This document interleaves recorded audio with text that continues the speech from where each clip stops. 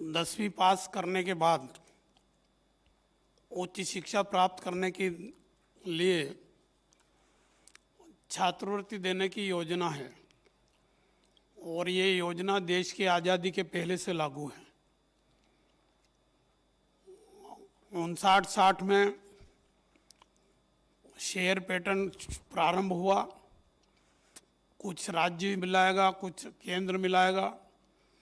उसके बाद 77-78 में एक फार्मूला तय हुआ और उस फार्मूले के अंतर्गत पंचवर्षीय योजना के अंत में जितना लाभ छात्रवृत्ति के रूप में छात्रों को किसी राज्य में दिया गया है वो कमिटेड लायबिलिटी मानी जाती थी। उसके बाद इसमें परिवर्तन हुआ और पंचवर्षीय योजना में 5 साल में किसी एक साल में सबसे ज़्यादा जो खर्चा हुआ है उसको कमिटेड लायबिलिटी माना जाता था।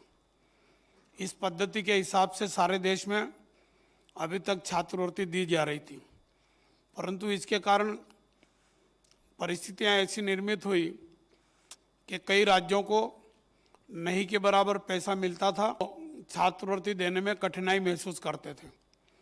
सरकार ने गंभीरता से विचार करके इसमें एक ऐतिहासिक और अब जो शेयर पैटर्न रहेगा वो 60% केंद्र देगा और 40% राज्य मिलाएगा। इसका परिणाम ये होगा कि अभी तक हम 1100 करोड़ रुपए सालाना एवरेज 2-3 साल का निकाला है देते थे और अब देंगे सीधा सीधा 5 गुना बढ़ा करके, और ये 5 गुना बढ़ा करके देंगे तो इसका मतलब ये है कि हम इसी साल से 5000 करोड़ की धनराशि से अधिक की धनराशि छात्रवृत्ति के रूप में राज्यों को देंगे। और ये छात्रवृत्ति देने का प्रावधान जो किया है वो 60-40 का 3 साल का एवरेज निकालेंगे और उसमें जो धनराशि आएगी उसका 60% केंद्र देगा और 40% राज्य लगाएगा। ये 5 साल के लिए लागू रहेगा और हर साल 5% धनराशि की बढ़ोतरी की जाएगी और वो बढ़ोतरी के मान से 5वें साल में जाकर के करीब हम 6000 करोड़ रुपए एक साल के देना प्रारंभ करेंगे। आज लगभग 5500 करोड़ रुपए की राशि देने के स्थिति में हैं और इसी साल से दे रहे हैं। 20-21 वर्ष अर्थात ये मार्च आएगा, इसके पहले पहले हम ये 5-5.5 करोड़ की धनराशि राज्यों को उपलब्ध करा देंगे। 5 साल का एवरेज हमने निकाला है, 59,000 करोड़ की राशि इस पर खर्च होगी। उसमें से केंद्र का हिस्सा 35,534 करोड़ होगा। ये डीबीटी पद्धति से छात्रों के सीधे अकाउंट में जाएगी। राज्य सरकार से हम छात्रों की सूची मंगाएंगे, उनकी सूची और अकाउंट नंबर आने के बाद हम राज्यों से कहेंगे कि वो 40% धनराशि उनके अकाउंट में डालें और जैसे ही वो धनराशि डालेंगे केंद्र सरकार तुरंत उसमें इस प्रकार की जो राशि बनती है केंद्र से वो उनके अकाउंट में डालेंगे। इस प्रकार से इस पद्धति से छात्रवृत्ति देने के कारण लीकेजेस कम होंगे, अनियमितताएं कम होगी और इसके कारण से सीधा सीधा छात्रों को लाभ मिलेगा। अभी तक जो छात्रों का एनरोलमेंट है वो 13-14 के आंकड़ों के हिसाब से 17.1% था और 18-19 के दौरान 23% हो गया है।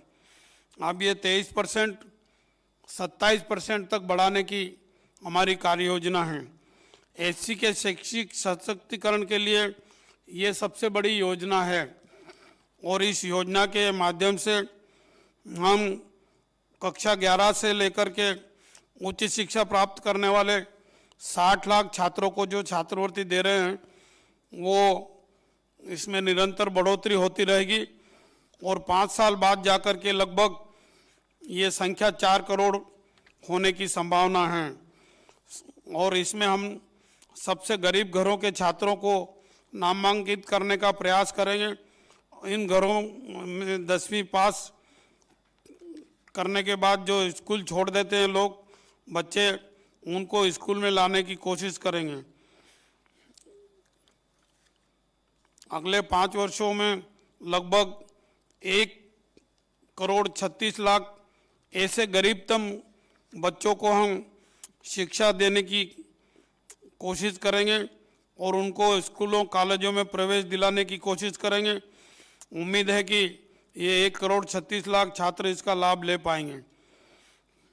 छात्रवृत्ति के लिए जो प्रक्रिया है उसको सरल बनाया जा रहा है और इसमें कहीं कोई चूक होने की गुंजाइश नहीं रहेगी।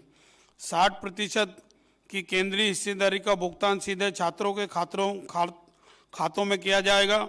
समय पर भुगतान हो इसकी चिंता की जाएगी, सही भुगतान हो इसकी चिंता की जाएगी। इस छात्रवृत्ति योजना के तहत अगले 5 वर्षों के दौरान जैसा मैंने बताया लगभग 59,000 करोड़ रुपए खर्च किए जाएंगे।